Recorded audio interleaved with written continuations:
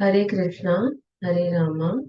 We are reading Bhagwat Geeta as it is by His Divine Grace A.C. Bhaktivedanta Swami Prabhupada, founder Acharya of International Society for Krishna Consciousness. We are in chapter 10 for text 4 and 5. Intelligence, knowledge, freedom from doubt and delusion, forgiveness, truthfulness, control of the senses, control of the mind, happiness and distress, birth, death, fear, fearlessness, non-violence, equanimity, satisfaction, austerity, charity, fame, and infamy. All these various qualities of living beings are created by me alone. Let's read the purport. The different qualities of living entities, be they good or bad, are all created by Krishna and they are described here. Intelligence refers to the power to analyze things in their proper perspective, and knowledge refers to understanding what is spirit and what is matter. Ordinary knowledge obtained by a university education pertains to a matter, and it is not accepted here as knowledge. Knowledge means knowing the distinction between spirit and matter. In modern education, there is no knowledge about spirit. They are simply taking care of the material elements and bodily needs. Therefore, academic knowledge is not complete. Asamoho, moha, asamoha, that is freedom from doubt and delusion, can be achieved when one is not hesitant and when he understands the transcendental philosophy. Slowly but surely, he becomes free from bewilderment. Nothing should be accepted blindly. Everything should be accepted with care and with caution. Kshama, tolerance, and forgiveness should be practiced. One should be tolerant and excuse the minor offenses of others. Satyam, that is truthfulness, means that facts should be presented as they are for the benefit of others. Facts should not be misrepresented. According to social convention, it is said that one can speak the truth only when it is palatable to others. But that is not truthfulness. The truth should be spoken in a straightforward way so that others will understand actually what the facts are.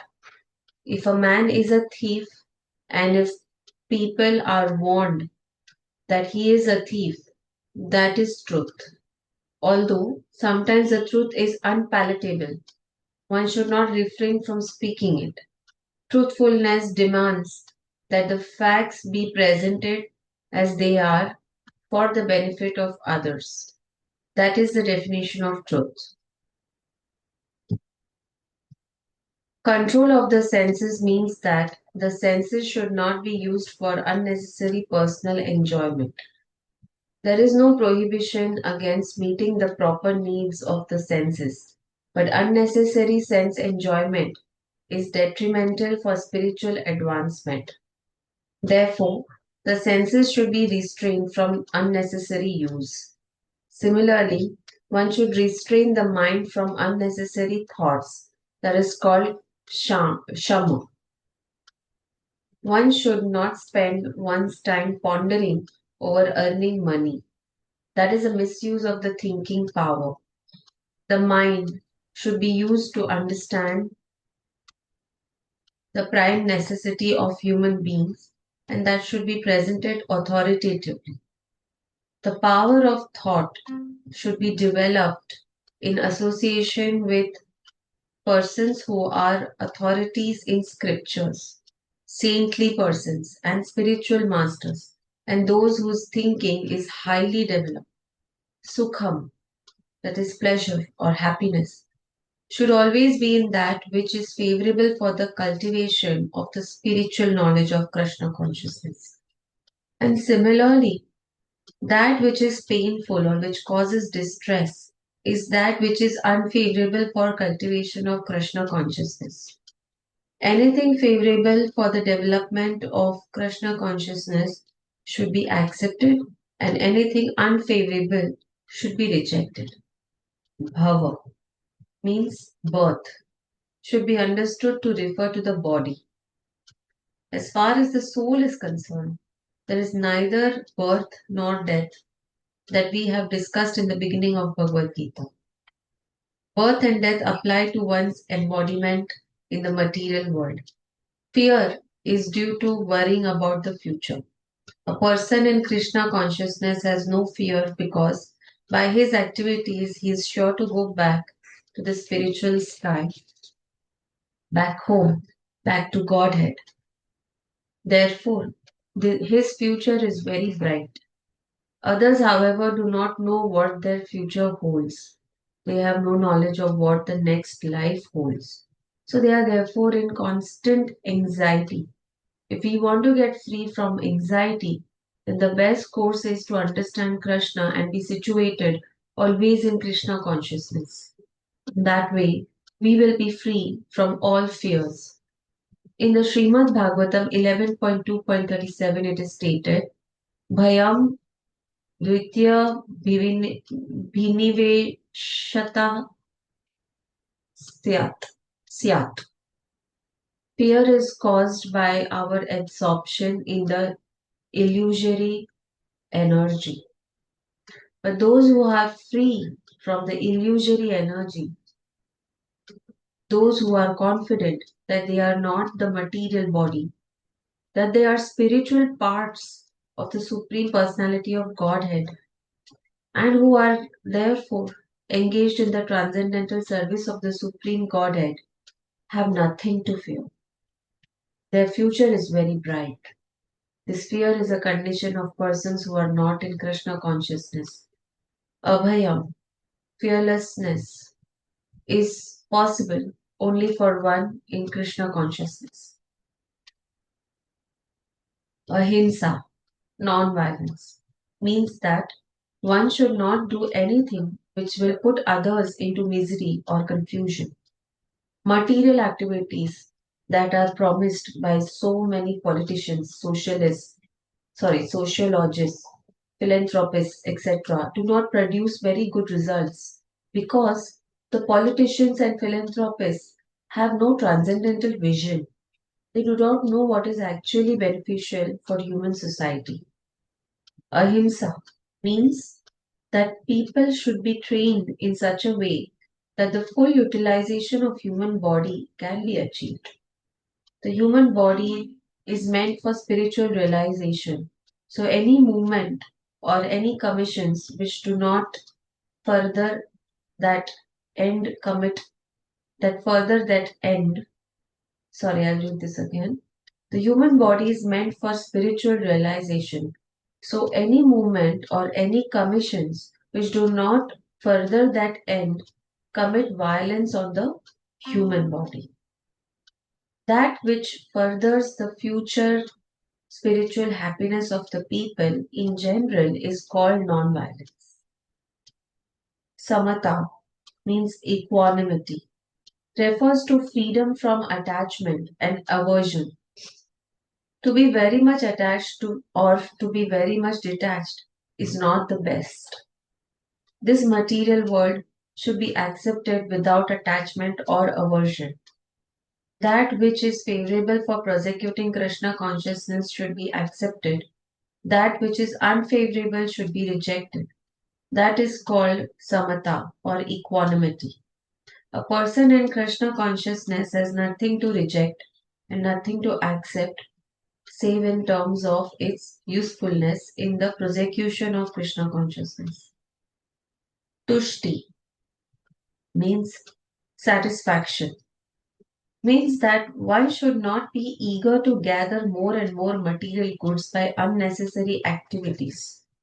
One should be satisfied with whatever is obtained by the grace of the Supreme Lord. That is called satisfaction. Tapas means austerity or penance. There are many rules and regulations in Vedas which apply here, like rising early in the morning and taking a bath, Sometimes it is very troublesome to rise early in the morning, but whatever voluntary trouble one may suffer in this way is called penance. Similarly, there are prescriptions for fasting on certain days of the month.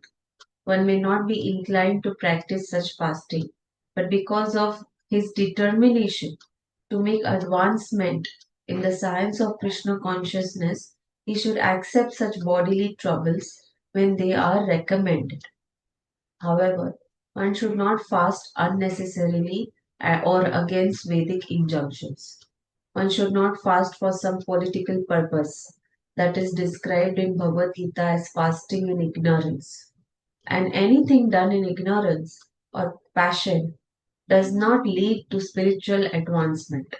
Everything done in the mode of goodness does advance one, however, and fasting done in terms of Vedic injunction enriches one in spiritual knowledge. As far as charity is concerned, one should give 50% of his earnings to some good cause. And what is a good cause? It is that which is conducted in terms of Krishna consciousness. That is not only a good cause, but the best cause. Because Krishna is good, his cause is also good. Thus, charity should be given to a person who is engaged in Krishna consciousness. According to the Vedic literature, it is enjoined that charity should be given to the Brahmanas. This practice is still followed, although not very nicely in terms of Vedic injunctions. But still, the injunction is that charity should be given to the Brahmins. Why? Because they are engaged in higher cultivation of spiritual knowledge. A Brahman is supposed to devote his whole life to understanding Brahman. Brahma Jnanatiti Brahmanaha. One who knows Brahman is called a Brahman. Thus, charity is offered to Brahmins because they are always engaged in higher spiritual service and have no time to earn their livelihood. In the Vedic literature, charity is also to be awarded to one in the renounced order of life, the sannyasis. The sannyasis beg from door to door not for money, but for missionary purposes. The system is that they go from door to door to awaken the householders from the slumber of ignorance. Because the householders are engaged in family affairs and have forgotten their actual purpose in life, awakening their Krishna consciousness, it is the business of the sannyasis to go as beggars to the householders and encourage them to be Krishna conscious. As it is said in the Vedas, one should awake and achieve what is due him in this human form of life. This knowledge and method is distributed by the sannyasis. Hence, charity is to be given to the renouncer of life, to the Brahmins, and similar good causes, not to any whimsical cause. Yashas means fame, should be according to Lord Chaitanya, who said that a man is famous when he is known as a great devotee. That is real fame.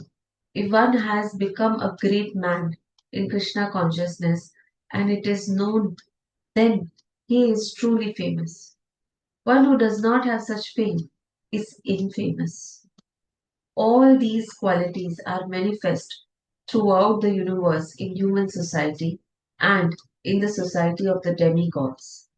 There are many forms of humanity on other planets, and these qualities are there too.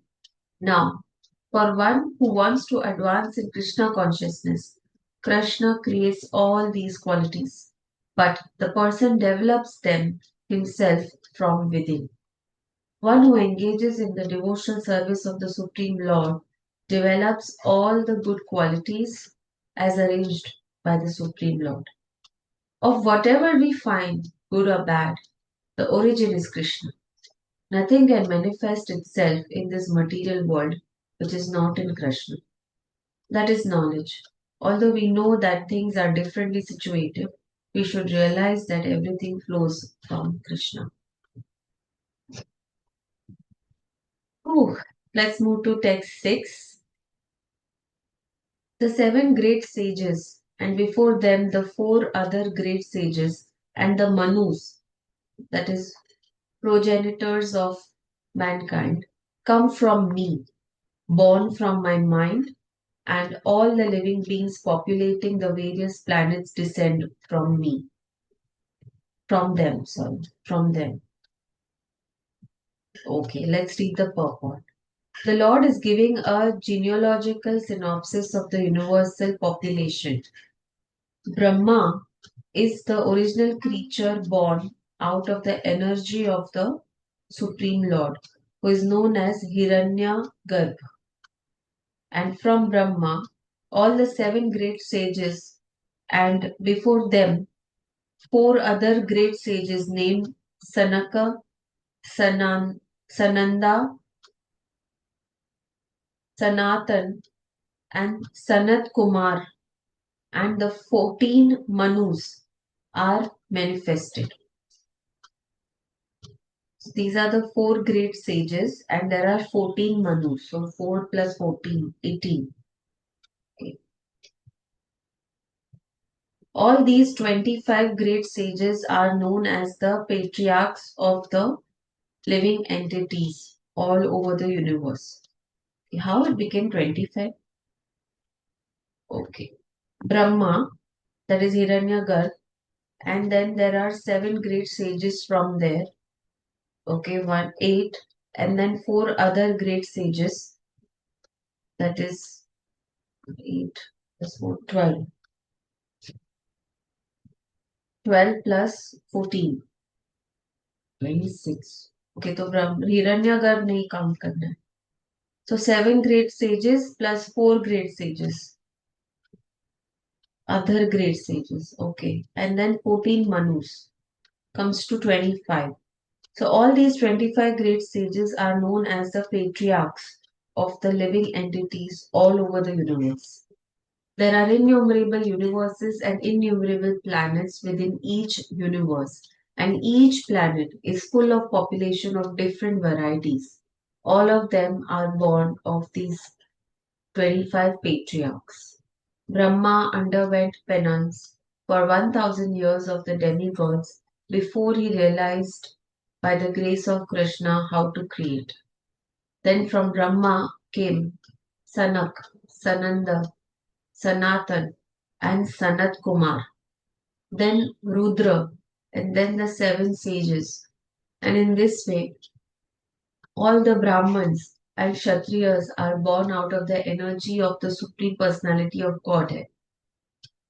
Brahma, Brahma is known as Pitama, the grandfather, and Krishna is known as Prapitama, the father of the grandfather. That is stated in the 11th chapter of Bhagwat Geeta, 11.39. Let's move to text 7.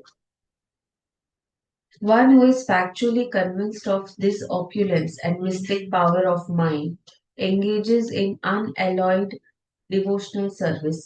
Of this there is no doubt. The highest summit of spiritual perfection is knowledge of the Supreme Personality of Godhead.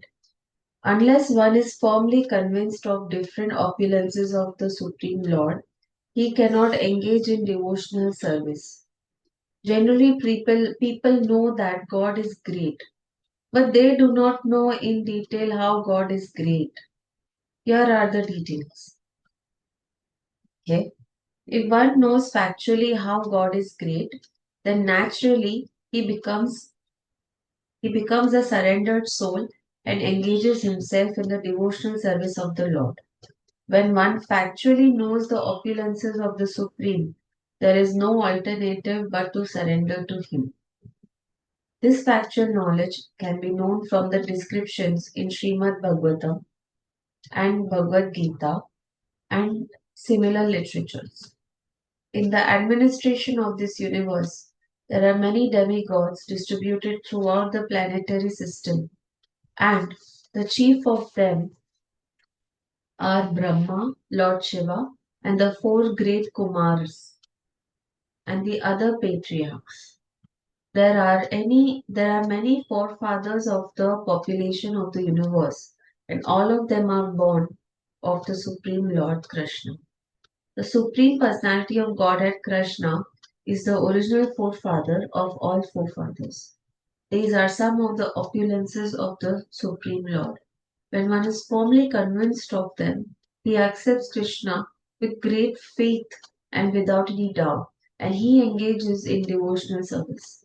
All this particular knowledge is required in order to increase one's interest in the loving devotional service of the Lord. One should not neglect to understand fully how great Krishna is, for by knowing the greatness of Krishna, one will be able to be fixed in sincere devotional service. Let's do 8. Let's move to text 8. I am the source of all spiritual and material worlds. Everything emanates from me. The wise who perfectly know this engage in my devotional service and worship me with all their hearts. Let's read the purport. A learned scholar who has studied the Vedas perfectly and has information from authorities like Lord Chaitanya and who knows how to apply these teachings can understand that Krishna is the origin of everything in both the material and spiritual worlds. And because he knows this perfectly, he becomes firmly fixed in the devotional service of the Supreme Lord. He can never be deviated by any amount of nonsensical commentaries or by fools. All the Vedic literature agrees that Krishna is the source of Brahma, Shiva, and all other demigods. In the Atharva Ved, Gopala Tapani Upanishad 1.24, it is said, Yo Brahmanam Vidadati Purvam Yo Vai Vedamsh Cha Gapayati Sma Krishnaha. It was Krishna who in the beginning instructed Brahma in Vedic knowledge and who disseminated Vedic knowledge in the past. Then again the Narayan Upanishad 1 says, Atha Purusho Ha Vai Narayano Kshamayata Prajatha Srijetahi Srijete Yeti. Then the Supreme Personality Narayan desired to create living entities. From Narayan, Brahma is born, and from Narayan, the patriarchs are also born. From Narayan, Indra is born. From Narayan, the 8 Vasus are born. From Narayan, the 11 Rudras are born. From Narayan, the 12 Adityas are born. This Narayan is an expansion of Krishna. It is said in the same Vedas, Brahmanyo Devaki Putraha. The son of Devaki, Krishna, is the Supreme Personality. Then it is said in Sanskrit, in the beginning of the creation, there was only the Supreme Personality Narayan. There was no Brahma, no Shiva, no water, no fire, no moon, no stars in the sky, no sun. In the Maha Upanishad, it is also said that the Lord Shiva was born from the forehead of the Supreme Lord. Thus, the Vedas say that it is the Supreme Lord, the creator of Brahma and Shiva, who is to be worshipped. In the Moksha Dharma, Krishna also says, the patriarchs, Shiva and others are created by me, though they do not know that they are created by me, because they are deluded by my illusory energy. In the Varaha Puran, it is also said, Narayan is the Supreme Personality of Godhead, and from him Brahma was born, from whom Shiva was born. Lord Krishna is the source of all generations, and he is called the most efficient cause of everything. He says, because everything is born of me, I am the original source of all. Everything is under me. No one is above me. There is no supreme controller other than Krishna. One who understands Krishna in such a way from a bona fide spiritual master with references from Vedic literature engages all his energy in Krishna consciousness, and becomes a truly learned man. In comparison to him, all others who do not know Krishna properly are but fools. Only a fool would consider Krishna to be an ordinary man. A Krishna conscious person should not be bewildered by fools. He should avoid all unauthorized commentaries and interruptions on Bhagwat Geeta and proceed in Krishna consciousness with determination and firmness.